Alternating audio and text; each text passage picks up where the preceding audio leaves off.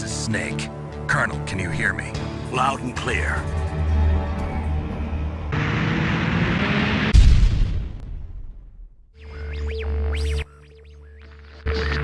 The Metal Gear series is now over 30 years old, from its humble beginnings on the home computer, the MSX, to its most recent open world iteration on current gen consoles. When the time comes, I'll pull the trigger. The series has changed and evolved with the times, both in terms of the technical advancements of the systems that would deliver the games, and indeed within the game's vast and expansive universe. Thoughtful. The story, themes and morally ambiguous characters all come together to form a very unique experience. Metal Gear is a franchise that has defined gaming with individuality. Its creative and often against the grain style has given gamers something unique and brilliant to immerse themselves in over the years. One of the truly iconic video game franchises with a storyline spanning many decades, with some more modern titles going back chronologically to flesh out its unique world and characters. These eccentric, intelligent and humorous games are very much a reflection of their creator.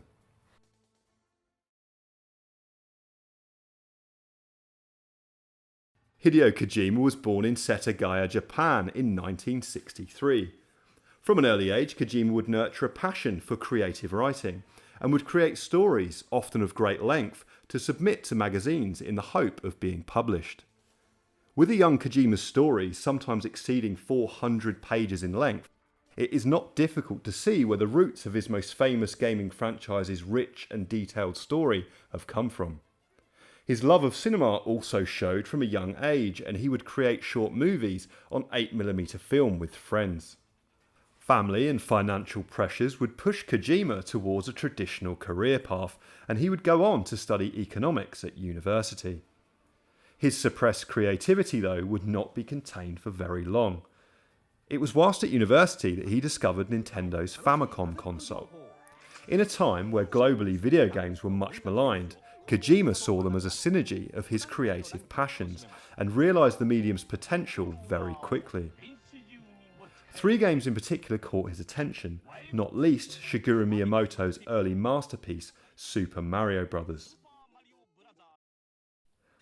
At the time in the 1980s, relatively few gaming companies existed.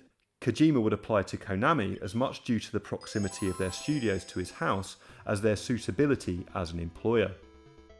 Initially, he would work on 2 MSX titles, Penguin Adventure and Antarctic Adventure, before being asked to take over from a senior associate on another MSX title, Metal Gear, a game that would go on to define his entire career. Metal Gear is credited as one of the earliest mainstream stealth titles. Though originally an action game, MSX hardware limitations would mean the on-screen sprite count that was desired would be difficult to achieve, and so, inspired by the 1963 movie The Great Escape and various 007 movies, Kojima decided to shift the focus away from combat and towards enemy evasion. The game would take place from a top-down view, allowing players to see all around them and aid in avoiding detection. Support was provided to the player from various characters over a personal radio, and so the blueprint for the Metal Gear saga was formed, right down to a fourth wall breaking moment from the protagonist's commander. The player assumes the role of Solid Snake, named after Kurt Russell's character Snake Plissken from the 1981 film Escape from New York, and Snake's bandana-clad appearance taking cues from 1978's The Deer Hunter. The plot sees Solid Snake, a Special Forces agent of the unit Foxhound, infiltrating a military base within Outer Heaven, a fortified state run by mercenaries who are suspected of possessing weapons of mass destruction in the form of a nuclear bipedal tank known as Metal Gear, capable of striking globally. The nuclear theme playing on fears from Kojima's childhood of the potential of more nuclear attacks on Japan. The game launched on the MSX2 home computer in Japan on July 13, 1987, and later that year in Europe. The storage constraints meant the European translation would be trimmed down and only contain half of the radio messages that the player would receive. The game would be ported by another team within Konami to Nintendo's Famicom in Japan and also the NES in America and Europe. The team at Konami were given only 3 months to shift the original MSX code over to Nintendo's hardware, and many concessions were made, including a drastic change to the level design and the final boss encounter. This would be the first Metal Gear game that I would see as a youngster, played at my cousin's house, and really I was too young and didn't understand it. He had a large collection of NES games, but Metal Gear didn't stay in the console very long before we'd moved on to something else. Kojima has since disassociated himself with the NES port, believing the changes to be too drastic. MS-DOS and the Commodore 64 also saw ports of the game adapted from the inferior NES version. There was also an Amiga version in the works, but it would never see a release. Metal Gear's good critical reception and relative commercial success meant a sequel wasn't far away. Snake's Revenge, now considered non-canon within the series, was aimed solely at Western audiences and never released in Japan. The game employed a more action-based approach for Snake's second assault on Metal Gear. Many of the original game's development team worked on Snake's Revenge, but Hideo Kojima did not. Well aware of the differences with the game's predecessor, Kojima set about creating a premise for a true sequel, and having presented it to Konami, the true Metal Gear 2 was given the go-ahead. Released on the MSX2 in 1990, the game expanded on Kojima's ideas in every way and implemented subtle Easter eggs, nods to the previous game, and humour that would become synonymous with the series. The expansion and added complexity of the gameplay was mirrored in the game's plot as players once again assumed the role of Solid Snake, as he again takes on his former superior, Big Boss, who now leads Zanzibar Land, a fictional African nation that has separated from the former USSR and has developed its own Metal Gear, Metal Gear D. The series' convoluted plot and rich storytelling were well underway. The game was well received critically, but we wouldn't see another game in the series for some time, and a drastic shift in console technology would mean Hideo Kojima's true creative vision could finally be realised.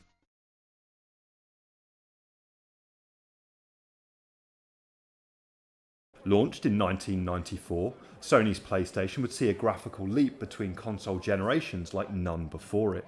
2D sprites largely became 3D polygons, a switch that would change gaming forever and bring with it new styles and approaches to game design. Many 8 and 16-bit titles would transition to 3D, but not many would expand and grow with the new technology quite so seamlessly as Metal Gear. Can you shoot me, rookie? I have strong memories of going into a local Woolworths store and picking up my copy of Metal Gear Solid in 1998. The game cost a whopping $44.99, a fortune at the time, but fortunately I was completely blown away by the game. Developed over the course of 2.5 years, the game was first shown at the Tokyo Game Show in 1996 and then later at E3 in 97. It would finally be released in 98. Metal Gear Solid was truly a landmark PlayStation title. Originally a 3DO interactive game, development was shifted after the 3DO was discontinued. The game would bring tactical espionage action to the mainstream. CD Media allowed fully voiced cutscenes to be implemented to tell the game's story. Hey! Shut up in there, will ya? The game blurred the lines between cinema and video games like nothing before it. The 3D environments and camera angles, often chosen for their cinematic impact as much as their practicality to the player. Solid Snake solidified himself as a cult hero, and the game saw his infiltration of Shadow Moses Island to neutralise a nuclear terrorist threat, encountering many great characters along the way that would become mainstays of the series. Many of Metal Gear's tropes were carried over from the 2D outings, and the PlayStation hardware finally allowed Kojima to realise his true vision for the series, including some epic boss encounters. Character design was carried out by Yoji Shinkawa and based on Kojima's ideas. Guys, it's like one of my Japanese animes. Solid Snake's physique was based on movie star Jean-Claude Van Damme, with his face apparently based on Christopher Walken's, again exposing Kojima's love of cinema. The character design was exemplary and mixed realism with a dark comic book-like approach. I will show you my psychokinetic power. Who can forget their first encounter with Psycho Mantis or Sniper Wolf? Such creative and enjoyable battles set in such an immersive world with a dense and nuanced plot. The game was a sensation. Konami's humble sales predictions were blown out of the water, and the game went on to sell over 6 million copies worldwide. By 2001, Sony's PlayStation had made way for the PlayStation 2, and another title by Hideo Kojima and Yoji Shinkawa was selling big numbers. Down the enemy. Many people, myself included, bought Zone of the Enders for one reason and one reason only. It would include a demo of the next iteration of the Metal Gear saga, Metal Gear Solid 2: Sons of Liberty. I remember playing the demo and being amazed by the graphical fidelity, the immersiveness and the rain. The immense quality of the demo and the to-be-continued ending would ensure the hype for Sons of Liberty's release would be off the charts. Metal Gear Solid 2: Sons of Liberty launched globally on November 13th, 2001. At first reluctant to make a sequel to his legendary PlayStation title, pressure from fans and Konami alike would weigh heavily on Hideo Kojima. The game would see Kojima hit his stride and go further down the rabbit hole of his creative and philosophical mind. The story explored deep themes of existentialism, political conspiracy, and postmodernism. The main protagonist in Sons of Liberty is an agent named Raiden.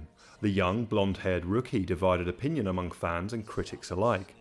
Many were keen to take on the role of the previous game's much-loved hero, Solid Snake, but Kojima felt it important to show Snake from another character's point of view, to add layers and a new perspective of him.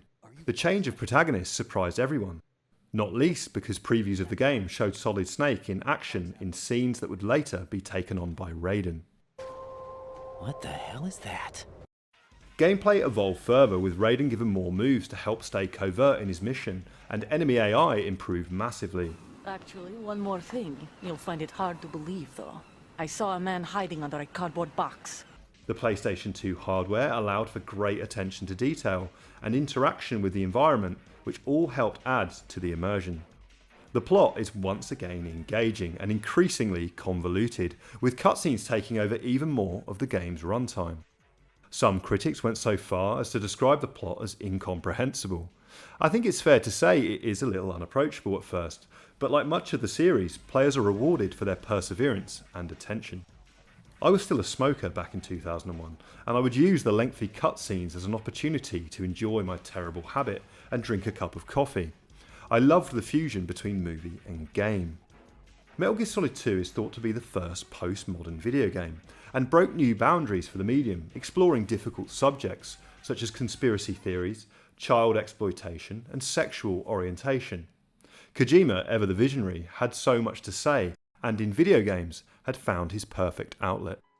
The game sees an offshore cleanup facility seized by terrorist group Sons of Liberty, with Raiden being sent in to rescue hostages, including the US President himself. Ending scenes to the game set in New York would have to be altered following the terrorist attack of September the 11th. Kojima was insistent this would be his final involvement with the series, and that future Metal Gear games would be made by his team, with him moving on to other projects.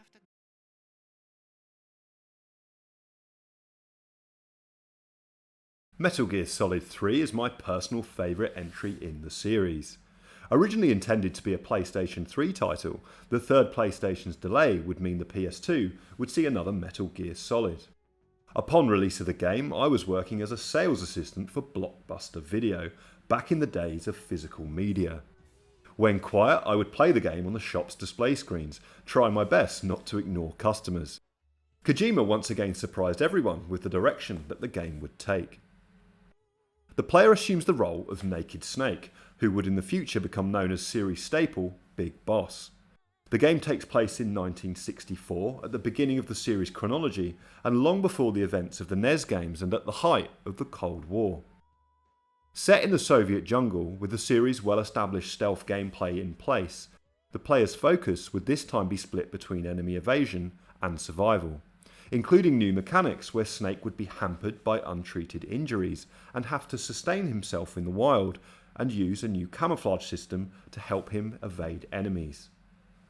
Finding food in the wilderness to keep Snake's stamina bar full was an important mechanic, and if it got too low, his movement would become clumsy and he could potentially faint. Damn it, paramedic, it's poisonous. Worse still, in keeping with the series' humour, his belly could rumble and alert nearby enemies.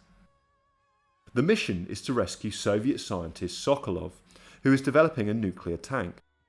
His realisation of the weapon's catastrophic potential means Sokolov is keen to defect to the United States. The game has a terrifying baddie called Volgin, a more simple and coherent plot, and is delivered brilliantly.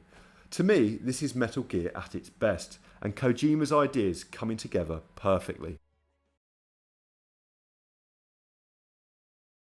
Metal Gear Solid 4 would arrive at an interesting time for console gaming. Since Sony had entered the console race with their PlayStation, they had found huge success, and for 2 generations had been the comfortable market leader.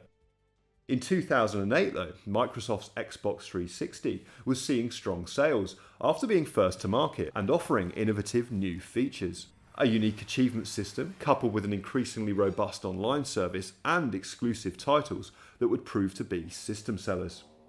Sony had a fight on their hands. A lack of early exclusives, a high price point and a more difficult development environment due to the complexity of its cell processor meant Sony had some catching up to do. Metal Gear Solid 4 Guns of the Patriots is a title that would carry a heavy burden, and not just from Sony. It would represent the end of the Solid Snake saga and need to give ample fan service to long-time players while simultaneously being accessible to newcomers. A very difficult task for such a nuanced series, and the final product perhaps reflects this. This is Snake. Do you read me? The game saw a shift in style and became more westernised. It would now be played from a third-person view, with a fully controllable camera, like so many other titles of the time. There was less need for stealth, and the player was able to play the game much more aggressively. These changes and concessions to the original formula, perhaps partly due to the pressures of appealing to newcomers and adjusting to the times, not to mention the game's huge budget.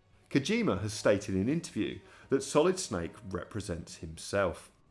In Metal Gear Solid 4, Snake has prematurely aged, is tired and beaten down. Was this a reflection of how Kojima felt due to the pressure to continue his most loved saga?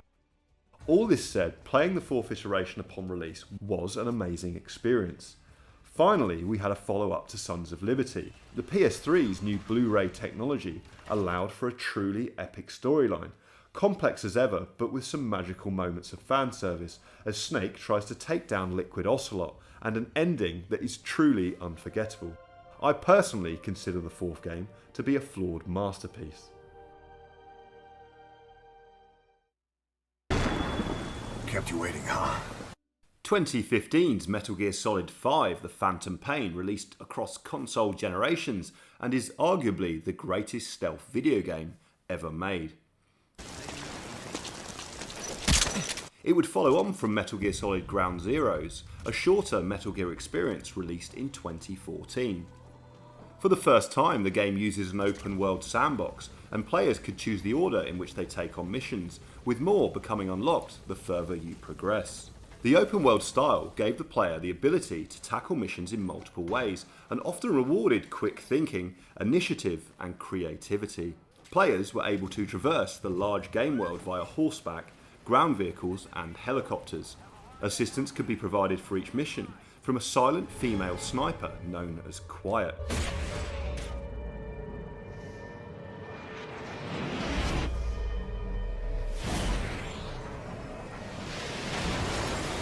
A controversial character who was criticised for an apparent juvenile approach to sexuality. The player could also employ D-Dog, a wolf with enemy spotting abilities, or D-Walker, a mini armoured tank for a more aggressive approach. Hideo Kojima's love of 80s music was apparent, and the player can find various audio cassettes with pop songs on them throughout the world, and can then listen to them on a Walkman as you go into battle. There's nothing quite like infiltrating an enemy base with Hall & Oates' Man-Eater playing over the stereo. The switch to open world was a triumph for the series and allowed and encouraged many different tactical approaches to missions, as did the dynamic weather and the day-night cycle. A metagame was included where the player would have to manage resources and personnel.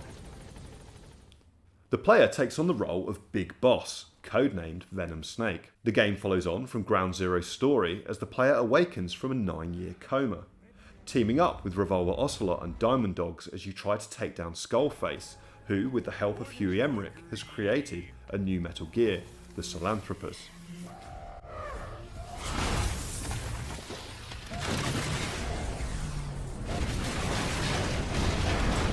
I won't spoil the ending of the game for you. If you haven't played it, I would want it to have the same impact on you as it did on me. If you have played it and experienced the relationship with the game's protagonist, the line, "Thank you, my friend," will resonate heavily. Now do you remember? The game wasn't free of criticism, despite great reviews and Game of the Year awards. Evidence suggested the game was in fact unfinished and rushed to release by Konami, with important sections entirely removed. Konami's impatience, teething problems with the new Fox engine, and Kojima's perfectionism perhaps to blame. Kojima himself has alluded to the fact that the game is unfinished. Who knows how this already amazing title could have turned out given more time.